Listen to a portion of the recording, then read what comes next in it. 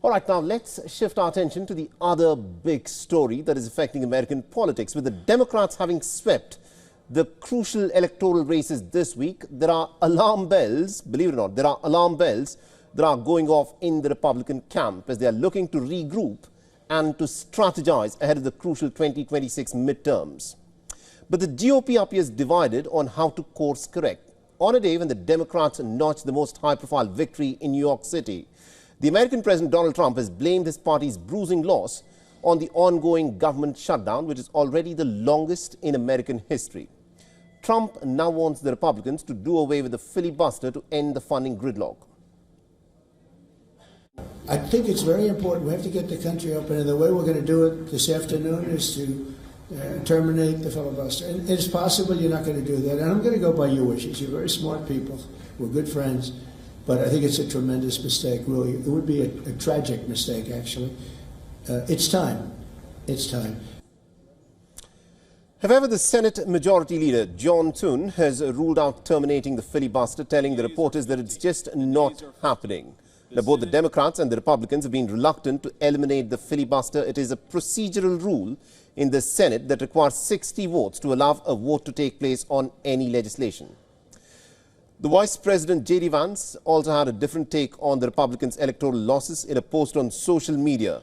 J.D. Vance downplayed the significance of the losses. However, he has urged his fellow Republicans to work harder on making a decent life affordable for all Americans. Now, Vance further wrote that in 2026, the GOP will be judged by the affordability metric. He also has urged his party members to stop the infighting.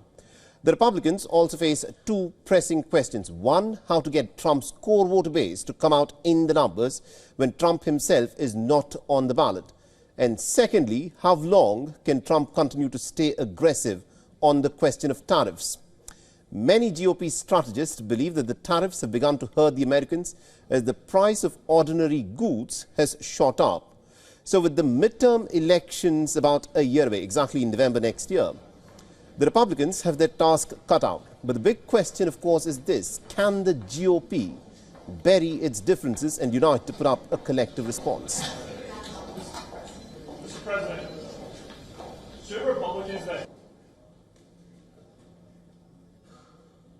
All right, now to help make sense of how the GOP, the Republicans, are looking at their losses, we're joined on this broadcast by our correspondent, Susan Tehrani, who's joining us live from New York.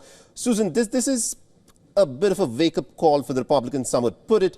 How are the Republicans looking at these losses? Because the cost of living crisis is a big problem. The reason why Zohran Mamdani, in many ways, managed to capture the attention of the people was because he was talking about making New York affordable again for everyone. But the cost of living crisis is biting the people of America. And are the Republicans looking at this as the core reason as to why they ended up losing this round of the elections? Yeah, absolutely. One of the main reasons that the Democrats were successful in this round of elections, albeit it's important to note that if Republicans won in any of these major states, New Jersey, Virginia, or New York, it would have been an upset. But nonetheless, it is a wake-up call, and they're looking at this wake-up call where the Democrats learned from their mistakes when Trump won by a landslide last year, where they had focused so much on cultural leftist agendas and just stopped being the party of the working class. It appears that they stuck to message this time.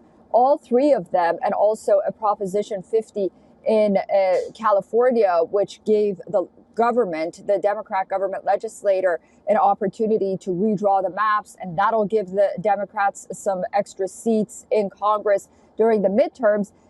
They focused on affordability. And despite what the White House says, there is mixed reviews about whether or not President Trump until now has been able to deliver on affordability and cost of living, the main pillar of his campaign promise. Some believe that he's veered away from that. Even Republicans believe that. They say that he's focusing too much on international issues and not so much on domestic issues and the economy, and that his economic policies haven't bared fruit. Now, President Trump yesterday said that the reason Republicans lost was because he wasn't on the ballot. Well, that's really not the case. These candidates ran against Donald Trump, against the policies of Donald Trump, and voters, for the most part, overwhelmingly accepted them. So the Republican Party is looking right now at themselves. They're saying, okay, if we want to get anything done for the Trump agenda during his second term, and if we want to at least have some victories in the midterms, then we have to go back to becoming the party of the working class. And that's how sort of President Trump had managed to present the party to the American people. They've sort of veered away from that. The Democrats capitalized on that, and that's why we saw so many wins for the Democrats right now. Indeed. Thank you very much, Susan Tehrani, for joining us with all those details then.